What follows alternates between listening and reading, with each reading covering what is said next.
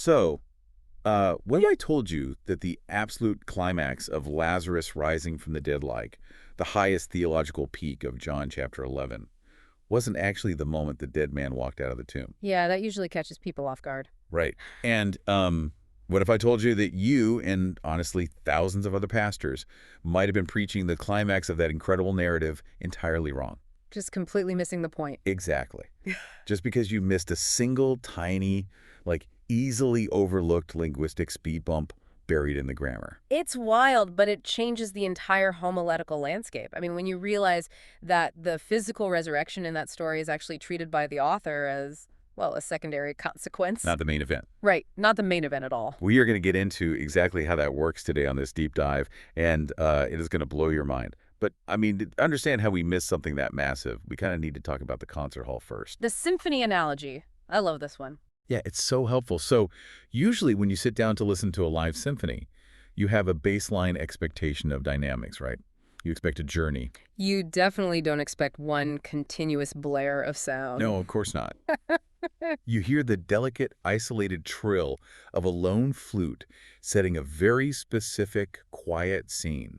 And then, maybe a few minutes later, you get the crashing, overwhelming wave of the brass and the timpani. The conductor is intentionally pulling you through these deliberate peaks and valleys. Right. Loud, quiet, fast, slow. Because the music is leading you somewhere. And, that dynamic range, that contrast between the lone flute and the crashing brass, that is actually the only thing that makes it music. Instead of just an overwhelming wall of acoustic noise? Exactly. We intuitively understand, just sitting in the audience, that not every single instrument is supposed to be playing at maximum volume for the entire performance. Right. If they did, you'd leave with a massive migraine. Yeah. But here's the problem. You step into the world of biblical exegesis, especially if you're a pastor sitting in your study on a Tuesday morning. Staring down a huge block of text. Staring down a dense narrative in the Gospel of Mark or John. And suddenly, that dynamic range just vanishes from our minds. We look at a textual landscape, and instead of hearing the dynamics, the text just becomes deafening. Everything looks the same. Exactly. Every single verse starts to look exactly the same. We end up with what discourse linguists call a flat reading. A flat reading. Yeah, and a flat reading is the absolute definition of interpretive noise. Say more about that. Well, it's what happens when you approach a narrative text as if every single clause, every description, every action carries the exact same structural weight. Like the symphony playing at one volume. Precisely. It is the interpretive equivalent of listening to that symphony, but the woodwinds, the brass, the percussion, and the strings are all playing at exactly the same volume in the exact same register for the entire hour. Ugh, that sounds awful. There are no crescendos, there are no quiet reflections. You just get this undifferentiated mass of data. I can feel the collective sigh of every pastor listening to this right now. Because, it is a deeply relatable frustration. You have a 40-verse gospel narrative to preach this Sunday. And you have to figure out what matters. Right. You are looking at a verse that describes the physical material of a water jar. And then you are looking at the verse where Jesus actually speaks the word of life. And if you aren't careful, you treat both of those verses with the exact same homiletical intensity. You flatten the text. You preach the scenery with the same fire as the main event. Yeah. Robert Longacre, who is a massive figure in discourse linguistics, he had this haunting imagery for this phenomenon. Oh, the Black Camels quote. Yes. He said reading without sensing the architecture of the text is like looking at a picture of black camels crossing black sands at midnight. Total informational darkness. It's such an evocative image. It really is, because it highlights the tragedy of the situation. In that picture, nothing is visible, right? Yeah. Nothing stands out. But the biblical authors worked meticulously to prevent exactly that outcome. They weren't writing in the dark. Not at all. They made highly deliberate, grammatically coded choices about which events to put in the center of the narrative stage and which events to push into the supporting frame. They engineered a dynamic design. Which brings us to our mission for this deep dive. Today, we are going to equip you with the tools of discourse analysis to recover that deliberate, inspired architecture of Scripture. We're leaving the black sands behind. Yes, we are. We're going to look at the specific verbal architecture of Koine Greek narrative. And my role here will be to guide us through the actual mechanics of that architecture. We are going to open up the linguistic gears and levers of Koine Greek. So getting into the weeds a bit. A little bit, yeah. We'll look at the aspectual choices, the connective particles, the morphological structures that the authors use to build these narratives. I want to show you the actual load-bearing structural skeleton of the text and contrast it with the supplementary skin and tissue. And I am going to be the homiletical bridge here. Keeping us grounded. Trying my best. While we are deep in the grammatical weeds of ancient Greek, I am going to be the one constantly pulling the alarm cord and asking, how does this actually help you preach a better sermon on Sunday? Which is the ultimate goal. It has to be. Because I can hear pastors right now thinking, look, I have hospital visits, 3 counseling sessions, and a contentious elder board meeting this week. I do not have the time to parse 40 Greek verbs just to find a mainline. That is a very fair pushback. Right. If this just stays in the ivory tower of academic linguistics, it's useless to the church. But before we can get to the pulpit, we have to rewind to a massive linguistic breakthrough from 1979. Oh, yes. Because this whole idea of narrative architecture, this symphony of fast and slow, loud and quiet, it isn't just some quirky feature of Greek, right? No, it's a universal human instinct. We have to start with Paul Hopper. Okay, lay it on us. So, in 1979, Hopper published a seminal essay called Aspect and Foregrounding in Discourse. And the reason this essay sent shockwaves through the linguistic world was that Hopper wasn't just analyzing one specific language. He wasn't just looking at English. Exactly. He was conducting a massive cross-linguistic study. He was looking at wildly different language families, right? Like French, Russian, Old English, Classical Malay. Languages that developed completely independently of one another. Typologically diverse languages, yes. Right. And Hopper discovered that across virtually every human language he studied, human beings instinctively communicate stories on 2 distinct, recognizable planes. Okay, what are they? He called them the foreground and the background. Let's define those clearly because they form the foundation of literally everything we are talking about today. Sure. The foreground is the skeletal, load-bearing structure of the story. These are the sequential events that actually advance the timeline. Event A happens, which causes event B to happen, which leads to event C. So, the actual plot. Exactly. If you remove the foreground, the narrative collapses. It ceases to be a story and just becomes a painting. Got it. And the background. Then you have the background. This is the supporting material. It provides the context, the internal character motivations, the physical descriptions of the environment, or the narrator's overarching commentary. It's the scenery. Right. The background does not advance the timeline, but it gives the timeline its meaning, its stakes, and its texture. Let's pause and really sit with this because on the surface, it feels almost too simplistic. How so? Well, a listener might be thinking, yeah, stories have main events and background details. I learned that in 7th grade English class. Why did a linguist in 1979 get famous for pointing that out? That's a great question. But Hopper was pointing to a much deeper cognitive reality than just stories have details, wasn't he? He absolutely was. He was pointing to the fundamental mechanics of human perception. Hopper mapped this linguistic reality onto the concept of figure and ground from Gestalt psychology. Oh, okay. Let's break that down. To understand this, think about how your brain processes visual information. When you look at a painting, or even just look across the room you are sitting in right now, your eye cannot process everything with equal focus. No, everything gets blurry if you try that. Right. Your visual cortex naturally isolates a distinct shape, the figure, and forces the rest of the environment to recede into the ground.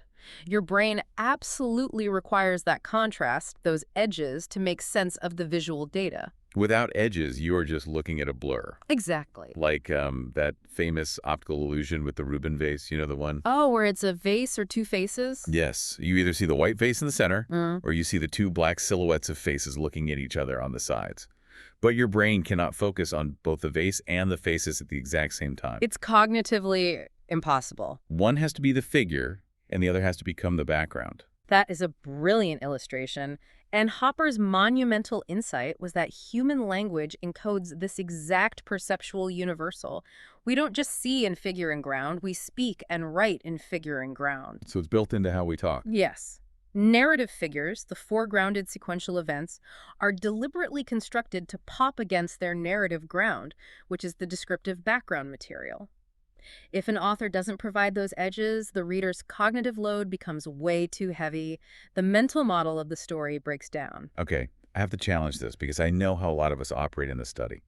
Distinguishing the main point from the background detail often feels incredibly subjective. It feels like guesswork sometimes. It really does. It feels like an interpretive vibe, like a pastor reads a text, prays over it, and says, I feel like the Holy Spirit is highlighting this specific verse as the main point.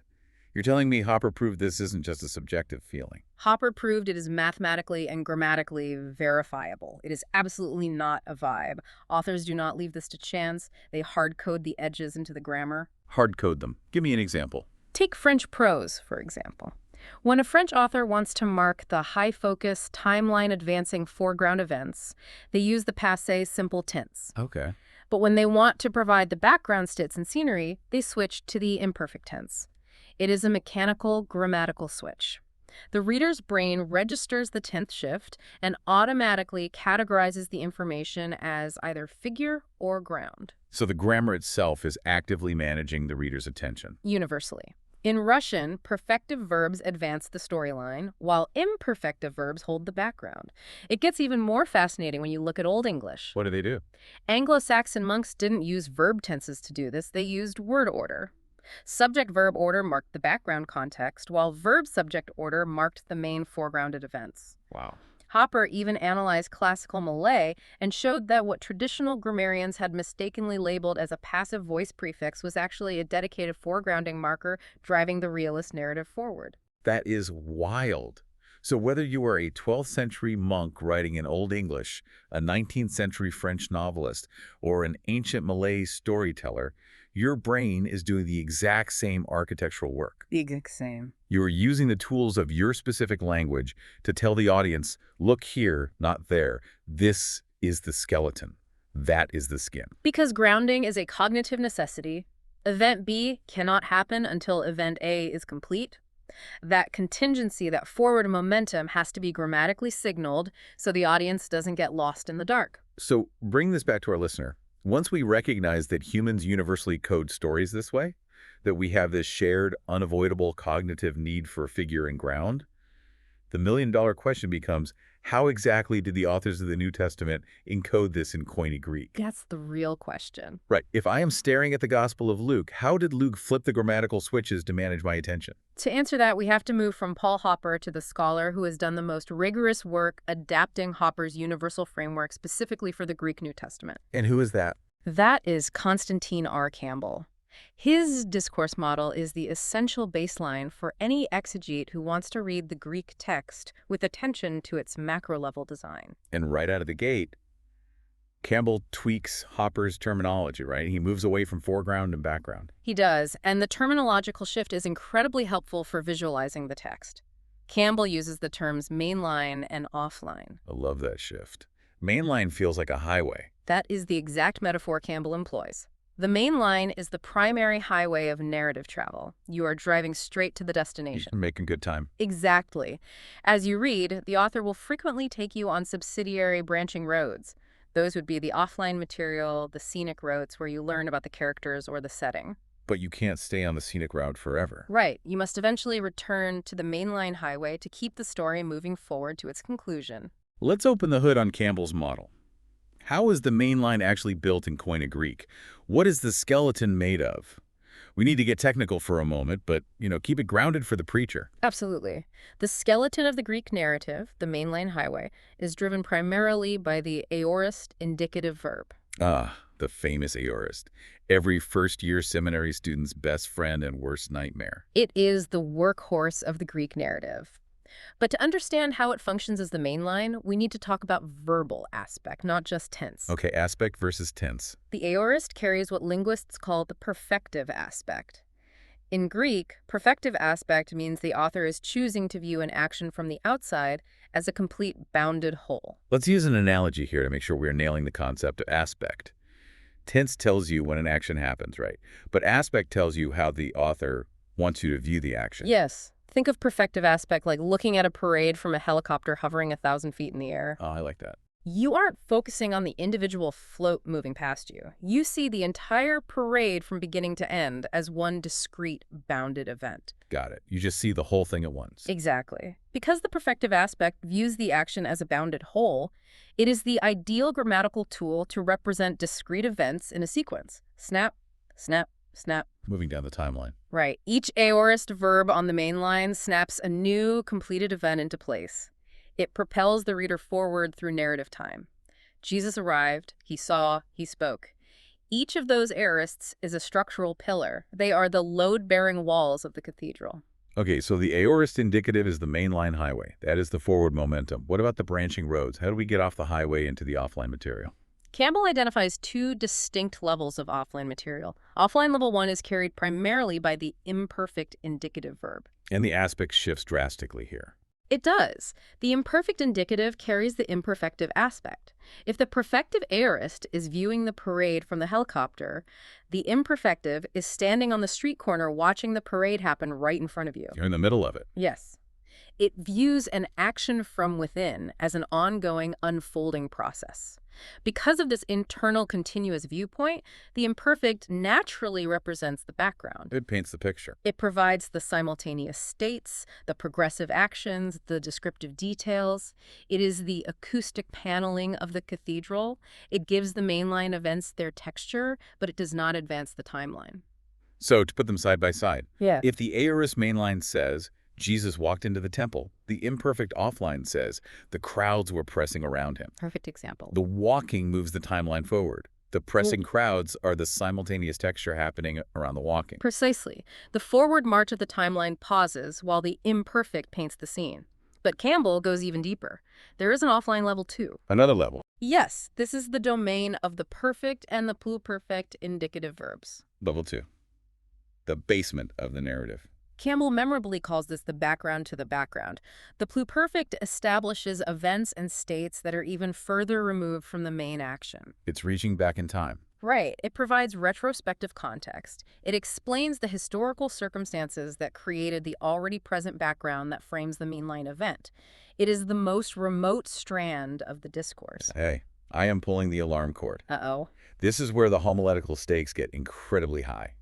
This is the ultimate so what for the pastor prepping their sermon. If you do not understand this verbal architecture, if you cannot distinguish the aorist mainline from the imperfect offline level 1 and the pluperfect offline level 2, you are going to consistently misread the text. You will flatten the dynamics. It is worse than just flattening it. You will actively preach against the grain of the Holy Spirit's inspiration. That's a strong claim, but it's true. Think about the practical reality of this.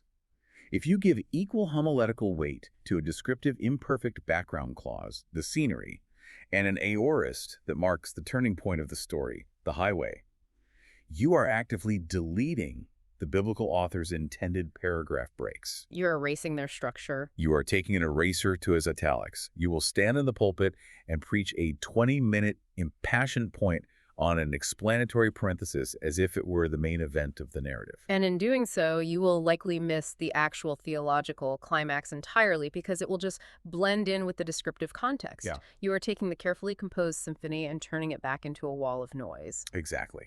I've heard sermons where a pastor spends 30 minutes unpacking the cultural background of the water jars in John chapter 2, and then spends 2 minutes on Jesus actually turning the water into wine. Yeah, that's a classic flat reading. It is. Yeah. But the positive case here is so beautiful. When you correctly identify the main line and you deliberately situate that offline material in its proper supplementary role, the theological structure just erupts from the page. It really does. You see what the author said? Yes. But you finally see how he arranged it. And the arrangement itself is a theological statement. It is the difference between reading a list of building materials on a clipboard and actually walking inside the finished cathedral. The architecture dictates the experience. Okay, Campbell gives us a fantastic baseline. We have our aorists driving the main line, our imperfects giving us the offline level 1 texture, and our pluperfects giving us the offline level 2 remote context. A very solid foundation. But humans aren't robots, and the biblical authors weren't just plugging formulas into a spreadsheet. They were artists. They had a few extra linguistic tricks up their sleeves to manage the audience's attention when they really wanted to make a point, didn't they? They absolutely did. Campbell's morphological baseline is essential, but it is not the whole picture. If we only look at the aspect of the verbs, we miss the brilliant nuance of the text. What are we missing? Well, there are 3 supplementary linguistic frameworks that we need to layer over Campbell's baseline because they add incredible cinematic texture to the narrative. Let's unpack them. The first one deals with how multiple linguistic markers interact, right? Yes, the first supplementary insight comes from the work of Cynthia Westphal.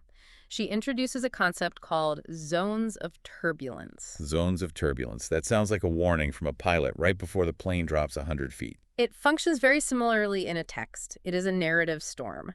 Westphal points out that sometimes an author will shift multiple grammatical markers all at exactly the same time. Like everything changes at once. Exactly. The verbal aspect shifts from perfective to imperfective. The participant reference changes from a pronoun back to a proper noun. The mood modulates from indicative to imperative, and maybe a specific rare connective particle is dropped in. And all of that is clustered together. All clustering within the exact same phrase or verse. So it's a massive convergence of data. How does the human brain process that kind of linguistic cluster? When these markers cluster simultaneously, the cognitive load spikes. It creates a zone of turbulence. The author is using the spike in complexity to signal a moment of heightened narrative and theological intensity. Oh, I see the cinematic application here. How so? Think about a brilliant film composer like Hans Zimmer. When the director wants you to know that the absolute climax of the movie is happening, Zimmer doesn't just keep playing a single violin. No, he goes all out. Right. He brings in the sweeping strings, the heavy brass, the deep bass synthesizers, and the pounding percussion, all at exactly the same time. It's a multi-instrument convergence. The director is grabbing you by the collar and saying, "Do not look away. Something massive is happening right now." That is the perfect analogy. The grammatical convergence in a zone of turbulence is the author's film score swelling to its absolute peak. You feel the intensity before you even fully process the meaning of the words. That's amazing. What's the second insight? The second supplementary insight comes from Stephen Levinson, and Levinson provides a very necessary caution to Campbell's baseline. Caution. Yeah, he notes that the relationship between aspect and grounding, the rule that aorist equals mainline and imperfect equals offline, is a very strong tendency. It is the default setting of the language, but it is not an unbreakable law. Wait, if it's the cognitive baseline, why would an author break the rules? To manipulate the audience's default expectations for profound rhetorical effect, Levinson introduces this brilliant concept called front-grounded imperfects. Front-grounded imperfects. Yes. Usually an imperfect verb is offline, it's background description, but sometimes an author will take a massive mainline event, an event that absolutely advances the plot and changes the story, and they will deliberately narrate it using an imperfect verb instead of the expected aorist. If the aorist is the fast-moving highway, why take the sports car out of gear right in the middle of the most action-packed scene? To deliberately slow the reader's perception of time. Oh. Yeah. When the text suddenly gears down from rapid aorist sequencing to the slow internal viewpoint of the imperfective aspect, the change of pace itself gives that specific event special prominence. Okay, sticking with our cinematic universe. This is bullet time from The Matrix. Oh, I love that. It is. It's the director switching from rapid action cuts, bam, bam, bam, to a long, lingering, highly detailed slow motion shot. The slow motion forces you to sit in the tension of the action. You see every detail of the bullet flying through the air. The front-grounded imperfect is linguistic slow motion. That is exactly how it functions cognitively. It forces the reader to dwell on an action that they would normally rush past. It is a brilliant way to manipulate narrative time. Wow. Okay, what about the third insight? Finally, we have the third supplementary insight, which comes from Stephen Runge. Runge focuses on cognitive pragmatic, Cognitive pragmatics. which we can simply translate as attention management. How does the text tell your brain what to care about? His major contribution here is the role of connective particles and tense shifts functioning as traffic signals. Connective particles. In Greek, there are dozens of these little words scattered everywhere. I remember in seminary, we used to just translate them all as and or but just to get through the translation quiz. And that is a tragic flattening of the text. I know. Greek is full of little connective particles, e, chi, d. They aren't just filler words, and they aren't all just variations of and. They are highly specific structural signals. Give me an example of how they work. For instance, the particle ye is almost always a signal that the author is pulling the reader off the mainline highway to give you a background explanation. It's a giant neon signpost saying, detour, context ahead. Okay, and the others? Conversely, the particle ye is often used to resume the main line after a long description. It says, okay, the detour is over, we are merging back onto the highway. If you were a pastor trying to outline a passage for your sermon, Runge is giving you the keys to the kingdom. He really is. You literally have the ancient author giving you his own bullet points and indentations. He is telling you where the major headings are and where the subpoints begin. But Runge's most vital contribution to attention management is his analysis of the historical present. The historical present. This is the big one. This is the one that changes everything about how we read the Gospels. It really does. The historical present occurs when an author uses a present tense verb to narrate an event that clearly happened in the past. And morphologically, it feels completely out of place in a past tense narrative sequence. Very out of place. Right. In English, it sounds like a guy telling a story at a diner. Hmm. So I walked to the store, I bought some milk, and then the cashier looks at me and says, Exactly. "It jars the ear." Why does the brain react to that? It creates cognitive friction. Your brain is coasting on a predictable, comfortable rhythm of past tense perfective actions. When it suddenly hits a present tense verb, the timeline fractures. And snaps you awake. Right. The friction forces you to mentally zoom in, as if the event is no longer a memory, but is happening right in front of you in real time. Runge argues that the historical present is a massive foregrounding device. It's a speed bump. It is a deliberate speed bump that forces the reader to slow down and pay absolute attention. When a gospel writer drops a historical present into a sequence of regular aorists, they are taking a bright yellow highlighter to that specific action. They're shouting at you. They are alerting the reader, wake up. What follows is of ultimate theological significance. Okay, let's take inventory of our discourse toolkit before we apply it. We have Campbell's architectural baseline, the aorist indicative for the mainline skeleton, the imperfect for the offline level 1 texture, and the pluperfect for the offline level 2 remote context. Check. Then we have our supplementary attention managers, Westfall's zones of turbulence for cinematic crescendos, Levinson's front-grounded imperfects for slow-motion focus, and Runge's connective traffic signals, and that massive historical present speed bump. That is a robust framework for reading narrative. So what do we actually do with it? Let's take this out of the theoretical realm of linguistics and drag it right up into the pulpit. Let's do it. Let's look at how the Apostle John engineered his gospel. Because John is an absolute masterclass in narrative architecture, isn't he? John is arguably the most architecturally deliberate of all the biblical writers. He doesn't waste a single syllable. Not one. And we don't have to guess at his structural intentions, because he gives us his explicit purpose statement at the end of the book in John 20.30-31. Let me quote it. Now, Jesus did many other signs in the presence of the disciples, which are not written in this book, but these are written so that you may believe that Jesus is the Christ, the Son of God, and that by believing you may have life in his name. That purpose statement immediately identifies the 7 signs in John's gospel as the absolute load-bearing main line of the entire book. The miracles are the skeleton. The miraculous signs are the skeleton. Everything else in the gospel, the long, intricate discourses, the interrogations by the Pharisees, the confused reactions of the crowds, the narrator's own theological commentary, all of that functions structurally as offline material. It's all scaffolding. It is the interpretive matrix engineered to explain the meaning of the mainline sign events. This changes everything about how a pastor approaches a preaching series on the Gospel of John. You are not just preaching a sequence of cool, disconnected stories about miracles. No, you're tracking an argument. You are preaching the central signs and then letting the surrounding offline architecture interpret those signs for you and your congregation. Let's do a deep dive into 2 specific examples to show how this framework pays off instantly for the expositor. Let's start with John chapter 9, the healing of the man born blind. Such a great passage. This chapter is perhaps the most stunning example of discourse asymmetry in the entire New Testament.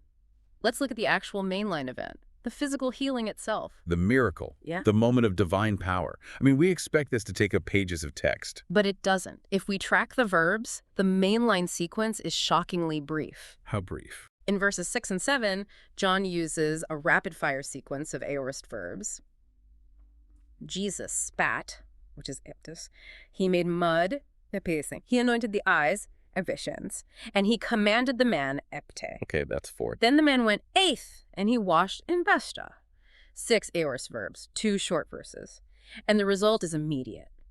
He came back seeing. That is the entire mainline skeleton of the miracle. 6 aorist verbs. It takes a reader maybe 4 seconds to scan past it. But the chapter has 41 verses. Right. So, what on earth is the rest of the chapter doing? Everything that follows the healing from verse 8 all the way to the end in verse 41 is offline in the structural sense. All of it. Yes, it is 34 verses of offline interpretive material. You have the neighbors interrogating the man about his identity. You have the Pharisees launching a hostile official investigation. Her parents getting brought in. Exactly. You have the parents cowering in fear of excommunication. You have the man's own repeated, increasingly bold confessions of faith. And finally, the ultimate theological confrontation with Jesus at the end. So none of that is the main line. No, all of it is offline architecture, deliberately designed to unpack what those 6 rapid-fire aorists actually accomplished. Okay, hold on.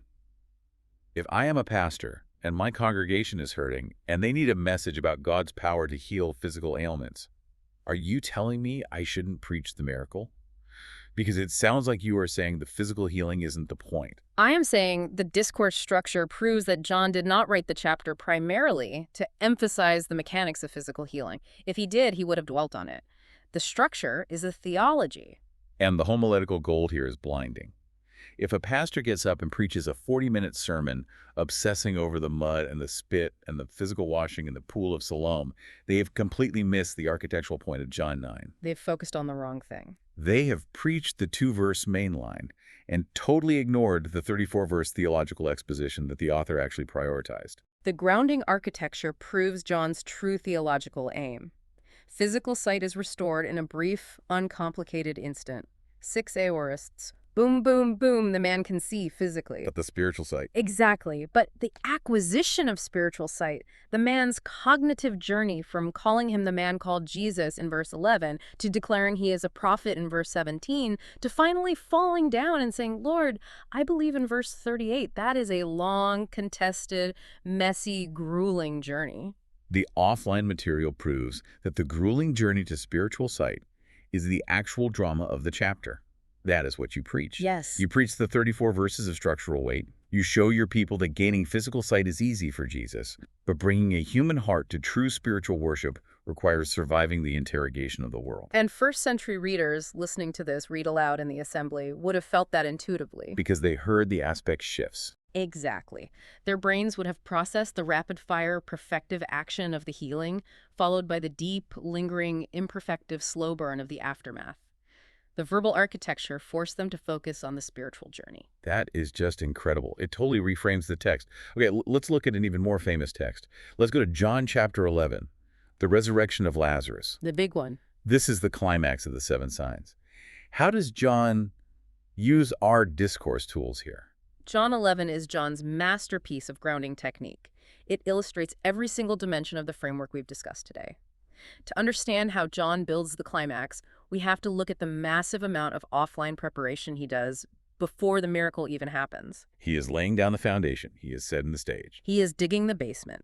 Let's look at verse 17. When Jesus finally arrives at Bethany, John gives us a pluperfect verb. He notes that Lazarus had already been in the tomb 4 days, which is tephumenos. The pluperfect. Offline level 2. The background of the background. Why put that specific detail in the pluperfect? Because John uses the most remote, retrospective grammatical form available to him to establish the impossible context. It isn't advancing the plot, it is contextualizing the context. It sets the stakes. By pushing the 4 days into the pluperfect, it ensures that before the reader even approaches the mainline miracle, they are viewing every subsequent action through the lens of absolute human impossibility. The 4 days in the tomb is an immovable, heavy reality. He is locking the door of hope and throwing away the key before Jesus even speaks a word. Exactly. Then, as Jesus approaches the tomb in verses 33 through 35, John builds this intense, thick background architecture of emotional distress. Weeping everywhere. Right. Jesus sees Mary weeping, he sees the crowds weeping, and John describes Jesus' internal emotional state. But what is fascinating here, and this touches on Levinson's point about authors manipulating the rules for rhetorical effect, is that John uses aorist to describe Jesus' emotional disturbance. Wait, really? Yes, he was deeply moved in spirit. Edemesto. He was troubled, etarzi. Wait, I'm tracking with the rules now. If emotions are internal states of being, shouldn't they be imperfects? Shouldn't they be offline level 1, just part of the descriptive scenery? By default, yes. Emotions are usually imperfective because they're ongoing states.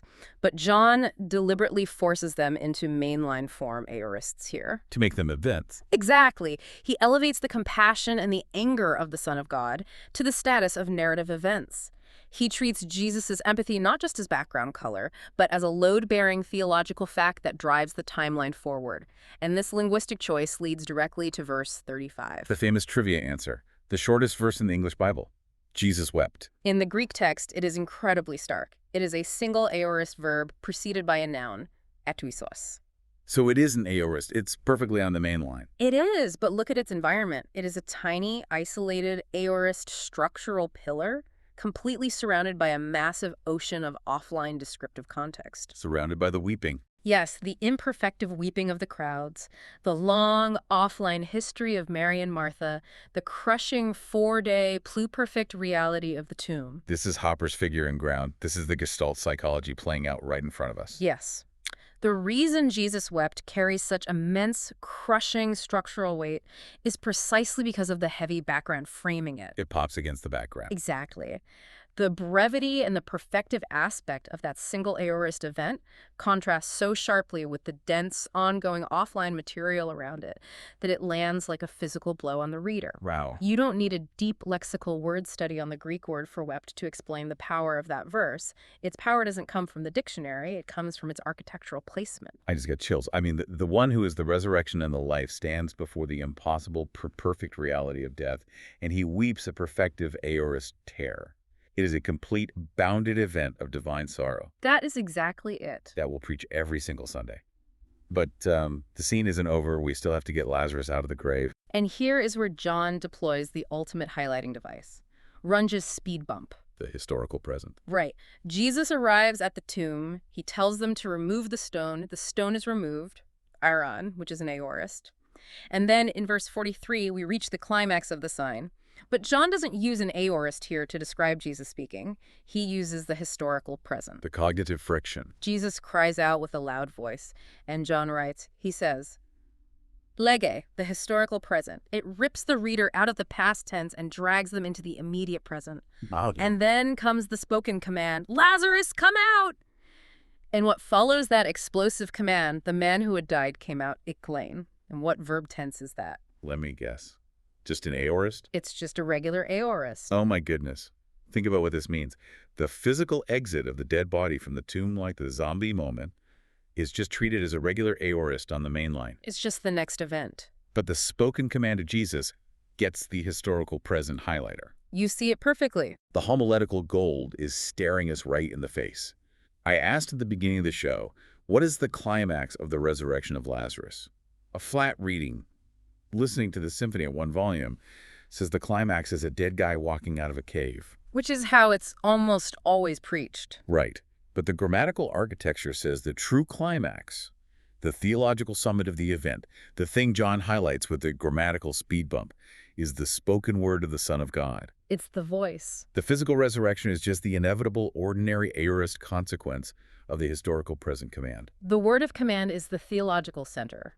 Everything before it is preparation. Everything after it is consequence. John is screaming at us through the grammar, do not focus your ultimate attention on the spectacle of a man coming out of a tomb.